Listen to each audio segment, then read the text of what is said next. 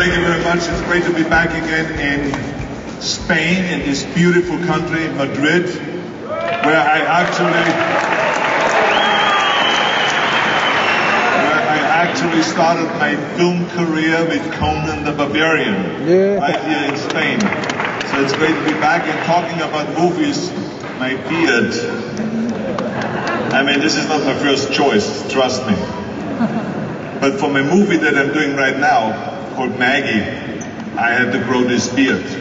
And I just want to say that I'm very proud of how far fitness and bodybuilding has come. Because when I started more than 45 years ago, I promised myself that I would not only lift for myself, but I would lift the entire sport. So I'm very happy to see the Arnold's Classic and the Mr. Olympia competition having such extraordinary athletes. And I'm so happy also that we have so many fans here. And there are so many people that are working to make bodybuilding such a great sport. I want to say thank you so much to Rafael Santoya for doing such an extraordinary job on promoting bodybuilding internationally and doing such a great job with this competition with the Arnold's Classic, which is the first Arnold's Classic that was organized outside of the United States. It was 2 years ago right here in Madrid. And this is now our third time for the Arnold's Classic. So let's give a big hand to Rafael for his extraordinary job that he's doing. I also want to say thank you so much to my partners, Jim Lorimer and Bob Lorimer, who are sitting right out here in front, who have been my partners for 40 years. And they've been extraordinary in organizing bodybuilding, also worldwide, in the Arnold's Classic in Columbus, Ohio. I also want to take this opportunity to say thank you to the athletes. Muchas gracias a todos los atletas. The women and the men who have brought such extraordinary talent and muscles and flexibility, posing and entertainment. So a big hand to them. I want to ask each and every one of you, don't just train for yourself. Don't just sell food supplements to get rich. Don't just sell equipment to gain more wealth. Think about promoting the sport of bodybuilding. Think about that 24 hours a day. We together have to be on a continuous crusade to promote health and fitness and bodybuilding from here to eternity. Thank you very much. Thank you.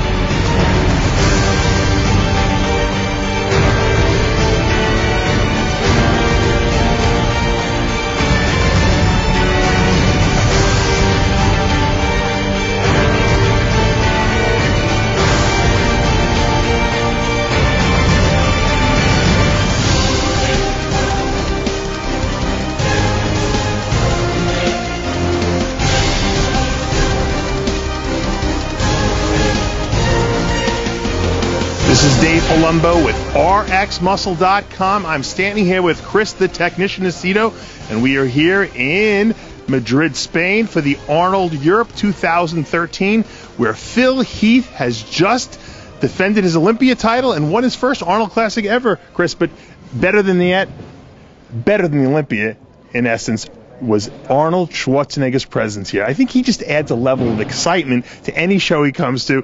We were sitting like right behind him. I mean, you couldn't get better seats than the press seats that we had. I got to thank our good friend Bob Lorimer for setting us up with these great seats. Arnold was right. I mean, literally, you could touch the back of his head. I didn't, of course, and I told Johnny to keep the camera a little farther away from him, just in case he got a little uncomfortable.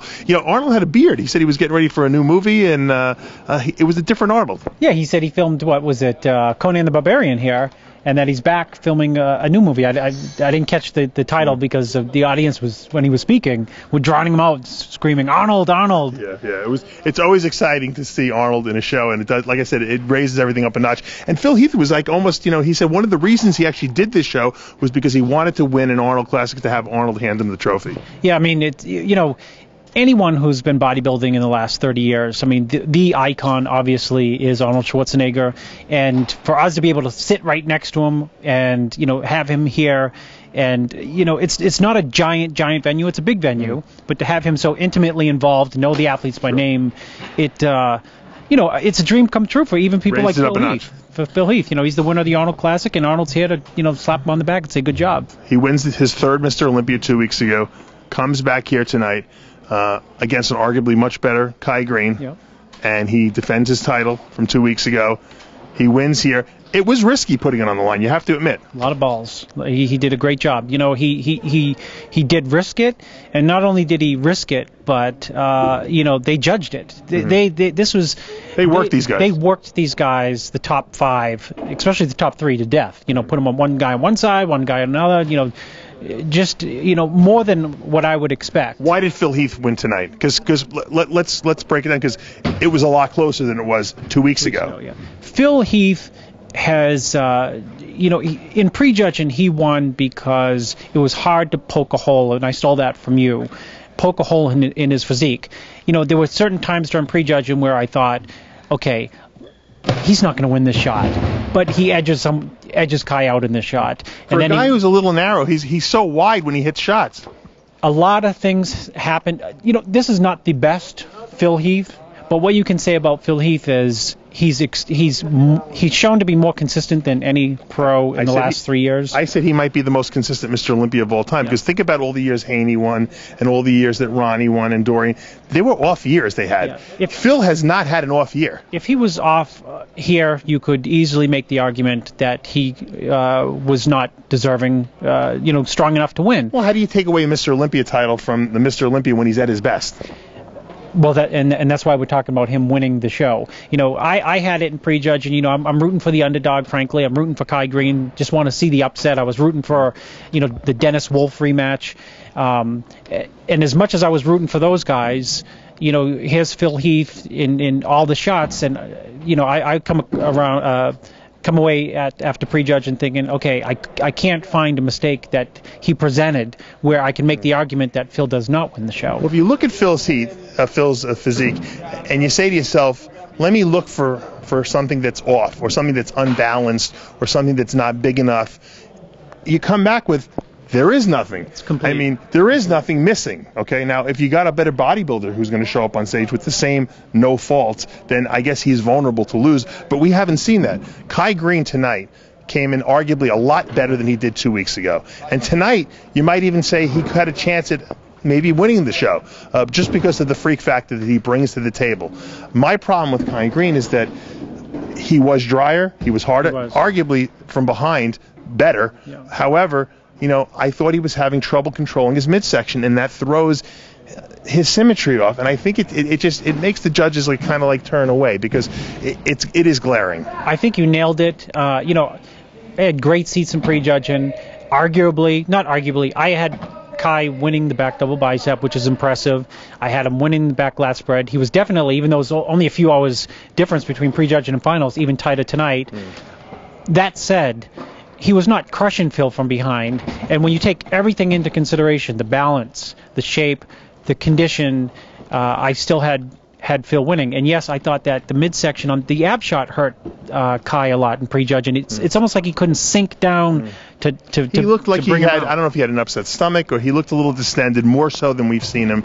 Sometimes, people think when you dehydrate yourself that the stomach will actually flatten out. Sometimes that acts as an irritant, and it actually can cause inflammation down there. So, it might have backfired on him coming down that low. But once again, he was considerably more conditioned than 2 weeks ago. Yeah, no, he was, and like I said, I think where he made himself very vulnerable is two places. His presentation in prejudging, it wasn't weak, but it just, he didn't seem like, he seemed like he was having trouble hitting the front lat spread, the front double, the ab shot, even the side shots, he didn't hit them really aggressive.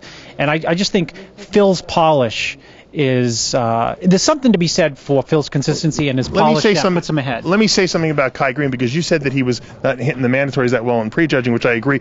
But you know what? At the night show, this guy, for a huge monster, moves so effortlessly, so gracefully on stage when he does these flips. Yeah. And I mean, you have to think, well, maybe he just doesn't know how to hit the mandatories, because, I mean, he is incredible in his routine, and it is like almost like a dance you're watching. Although I will say that Fred Smalls probably had the most entertaining routine of the night. I mean, this guy could funk and move. I don't mean to leave Kai Green, but I mean, how good is Fred Smalls when he gets into that pop and lock and move and dance, and he jumps higher than the fitness competitors. Well, it was accentuated with the best conditioning that he's ever brought. I think this was his best bodybuilding package. So, we've seen that cool routine in the past, but with this that was better than I've ever seen. Well, maybe it was his condition. I mean, he was great. He was a great poser, great bodybuilder tonight. I mean, he ran into obviously an Olympia lineup. Yes, very legit, huge, deep lineup. Let's talk about Dennis Wolf, because Wolf arguably was the guy that everyone was saying, here, he can come into this show and upset everyone. And I'm almost thinking back, Gunther Schlinkkamp, another German guy who did that to Ronnie Coleman back in 2002.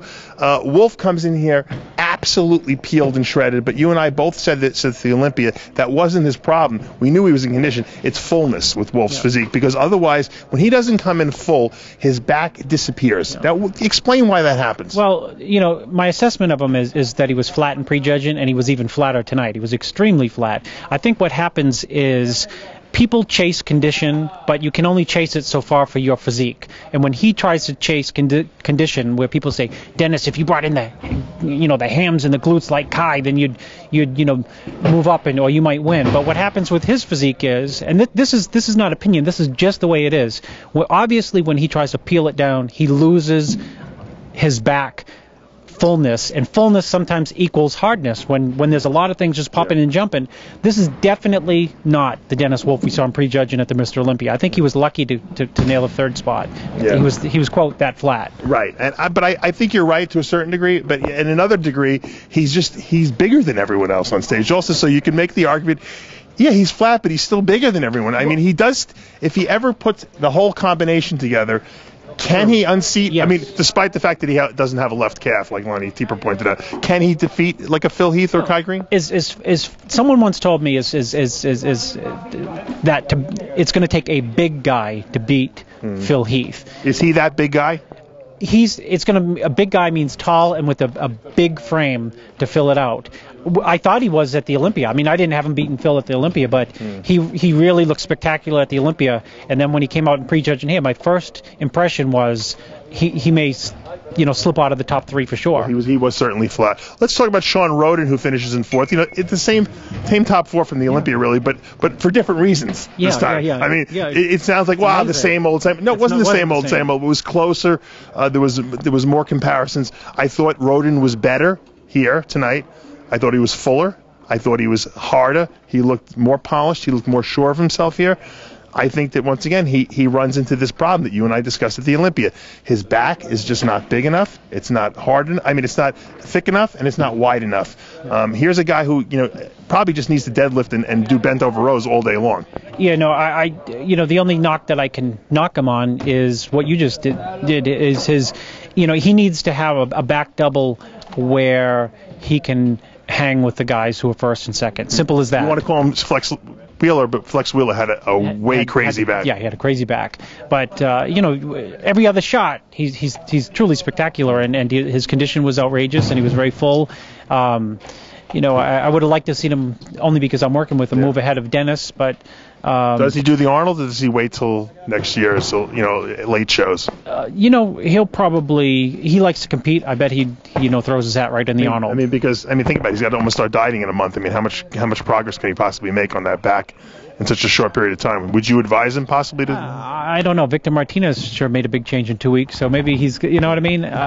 It's hard. Victor had the back. I think Victor, if we're going to go to Victor, let Victor fifth place. I mean, that was probably the most improved bodybuilder of the show, going from Olympia to here. I mean, he moves up quite a bit, and but he brings a level of conditioning that we didn't see at the Olympia, and he seems to be improving in size. Yeah. I think Victor's problem, and it's not Victor's problem, is he has not gained back the muscle that the injuries caused him to lose, and the jail time, because there's nothing. I don't think he could have done tonight to become here as a better bodybuilder. No, he couldn't maxed have carved up more. He couldn't have cut water more, add water. None of those things. He just needs more time training, because you can see that everything had to pop. It was there. The judges worked these guys to death. So when they moved him up, they did move him up, and they started comparing him. You could see that all the stuff is there. It's just that he doesn't have the time.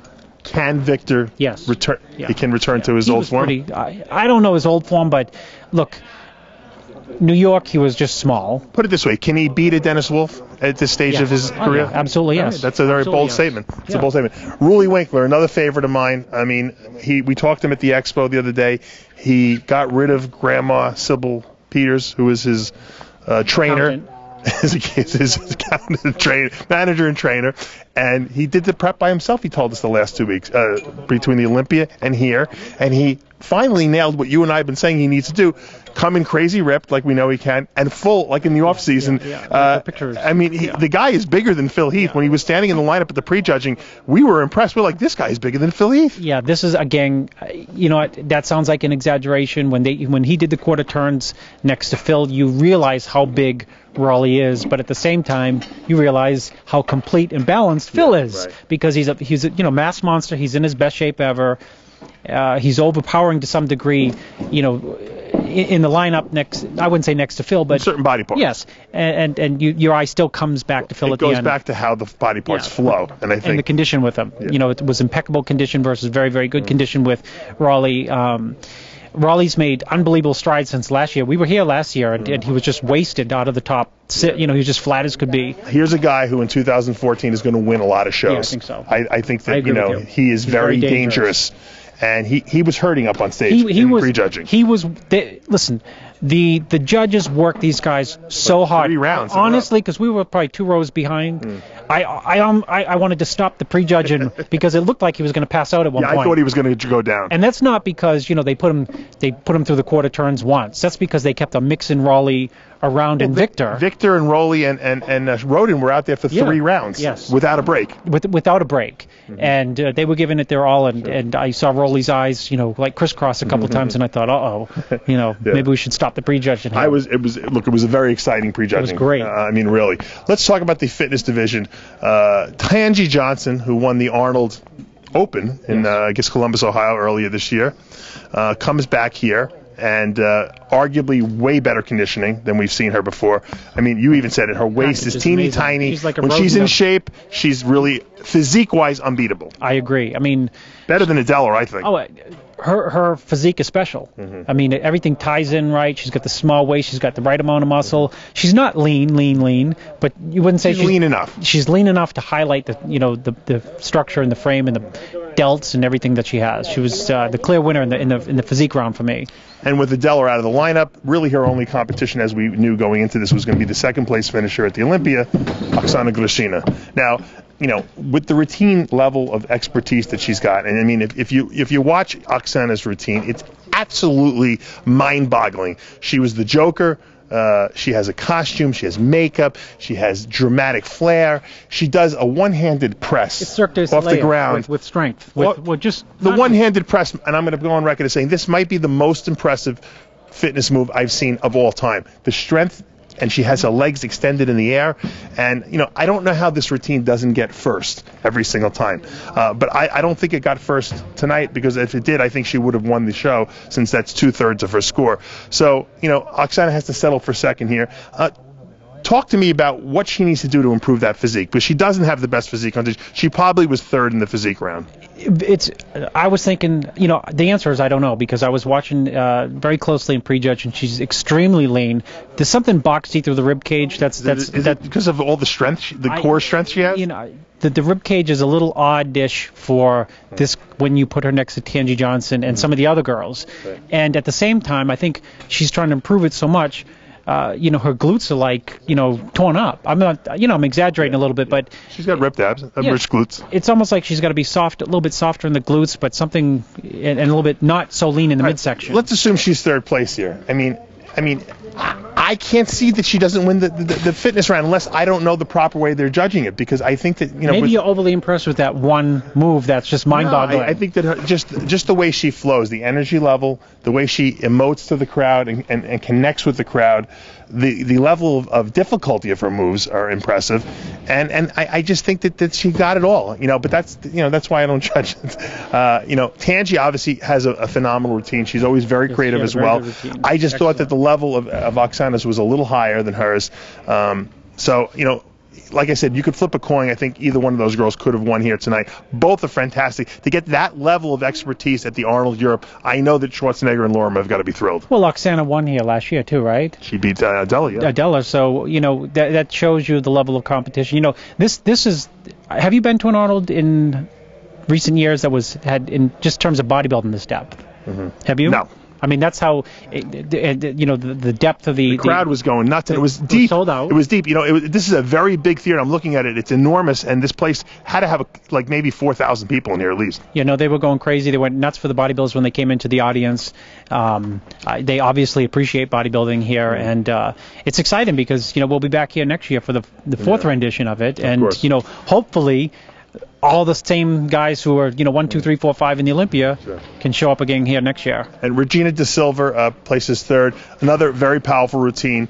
I love her physique. You know, she's a bigger girl. She is. So sometimes it's hard to compare it to some of the more petite, you know, girls like Oksana and Tangi. But once again, the crowd here loves.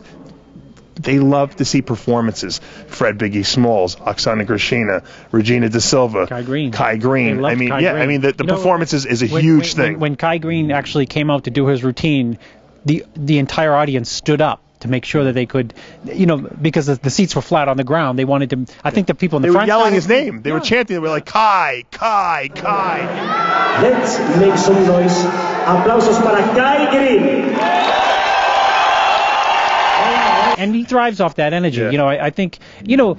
You ever notice his routine kind of is very dependent? I don't know if he wings it, but it seems like his routine kind of is dependent upon the level of the audience. Well, that's why it was good tonight, because the audience was going crazy. They loved him. For the judge, it was also very, very difficult. Two real champions, two amazing athletes, but just one winner. In second place, the runner-up with a check worth $25,000 goes to Kai Green.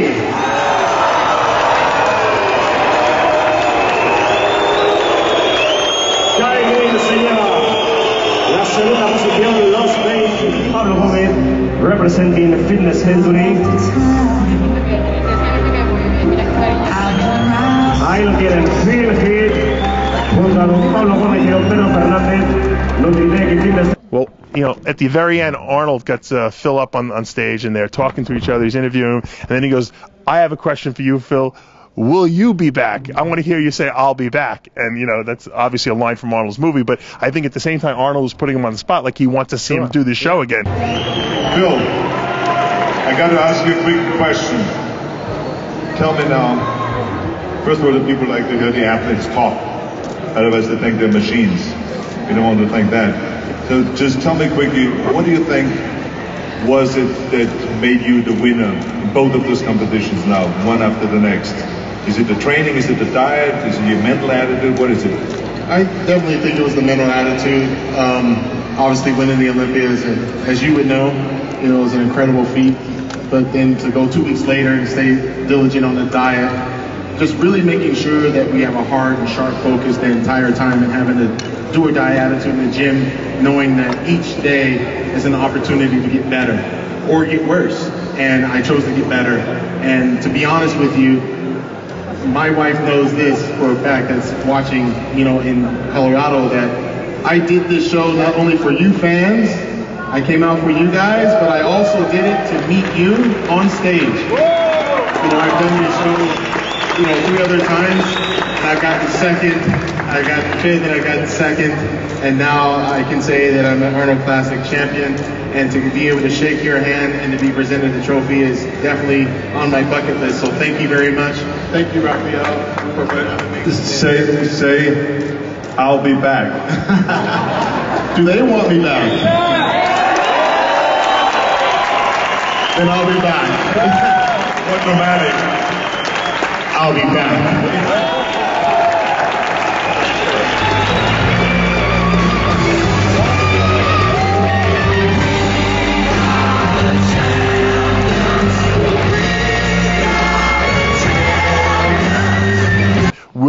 Will Phil do it?